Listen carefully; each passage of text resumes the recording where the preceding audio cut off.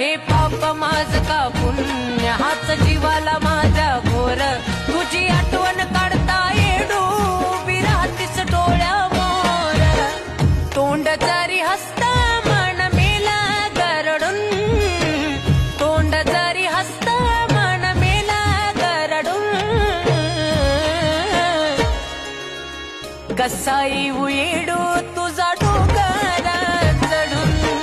कागा अचानक हे येडू आला या घडून कसा